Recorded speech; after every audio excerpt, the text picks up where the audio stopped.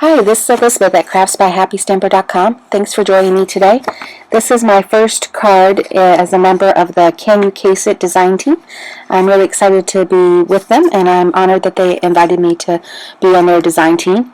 And this week's theme is a Mother's Day card, so I made this Mother's Day picture card. And the first time I made it with this strawberry slush background paper from the All Bloom matte stack from Stampin' Up. But when I make it for you today in this video, I'm going to use a different piece of background designer series paper, this raindrop background. I just think it's gorgeous, and it's from the Moonlight designer series paper. So you can see me making sure it's the right size, and I'm getting ready to line it up. But I also wanted to take a second to show you these designer series paper swatches. So this one's for the Moonlight, and it gives a list of all the coordinating cardstocks on the back. And this is the All Bloom that the strawberry slush came from, and it's got some gorgeous things. Both of these matte stacks are retiring, so you need to get them while supplies last because they will be gone fast, I'm sure. And they're discounted right now because Stampin' Up! Is getting ready for the new calendar year. So you can see that I have my designer series paper attached to my Whisper White cardstock, and now I have my background paper. And these beautiful clouds come from the Sweet Dreams designer series paper, which is part of the 2015 Occasions catalog, which ends in a couple months. So you better hurry, lots of this great product is retiring soon. So now that I have my background DSP ready, I'm just figuring out what I want it to look like. And I have a piece of designer series paper already cut from the Sweet Dreams, and now I cut out a Sahara Sand photo mat, and I just ran that through my Big Shot with my magnetic platform off screen. But you can see what it looks like there.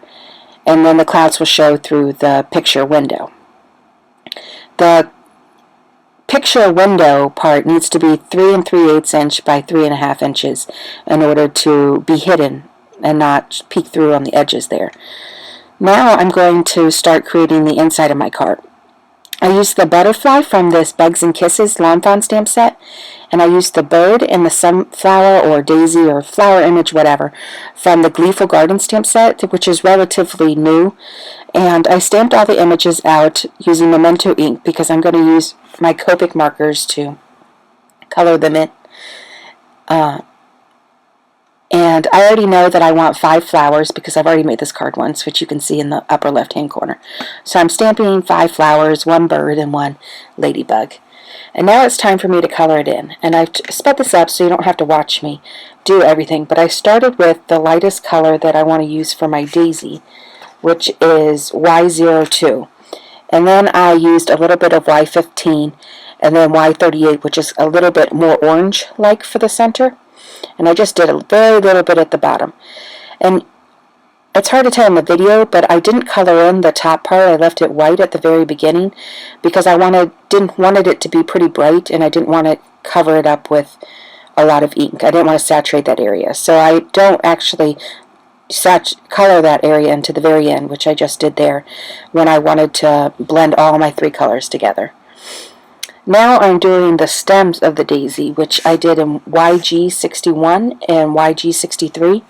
And you'll see that when I'm coloring in the YG61 there, this is the YG63, and I just did a couple little stripes to kind of mimic the stem veins. And now I'm moving to the ladybug. So the ladybug, I used R12 and R14 and blended those 2 together. And I only did 2. It's a very small image, so I didn't feel like I needed a lot of different colors in order to get a good shading there.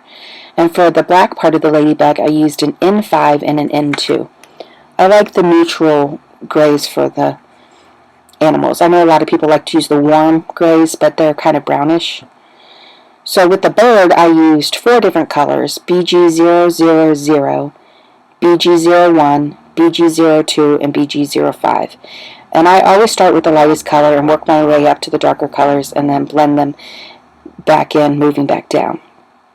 And so the reason why I start with the lightest color is because the colors will blend much more simply if the paper's saturated already. Somewhat like watercolors, how when you drop some color into already wet paper, it spreads out a little. The similar thing happens here. So I just realized at the end that I forgot to color the daisy petals. So I colored the daisy petals using N2, N0, and 0. I mean, essentially you want the petals to be white, but you need to give them a little bit of shading in order for them to really appear white in the image. And then I colored the bird's nose there just with YG21. So now that I have those colors, I can put the coordinating dies, run it through the Big Shot, and I can use these little letters, Thinlit dies from Stampin' Up! To cut out Mom. Now I'm putting everything together, so I put this on super speed because I'm pretty slow. There I just wanted to make sure I knew exactly where the inside piece of the Sweet Dreams paper needed to go before I glued it down with some snail. Now that I have everything pretty much lined up, I'm just using regular snail adhesive to put everything down onto the cardstock, which you can see here. And super speed. I'm really fast at making cards. Actually, I think I'm pretty slow at making cards. So I wanted the photo frame to pop up a little. So this is just long. This is sticky strips tape, actually, that score tape that I'm putting on the back frame. So I did that so that I can hear a piece of window sheet, which I cut at the 3 3/8 and 3 1/2. And now I'm putting phone tape on it. But in order to get little thin lines of phone tape, I had to cut my phone tape down quite a bit in order. I think I cut it into thirds or maybe even fourths for this. I don't need it very thick because this isn't going to be a shaker card. I just wanted to pop up a little to give it a little dimension, so I'm not just doing one later.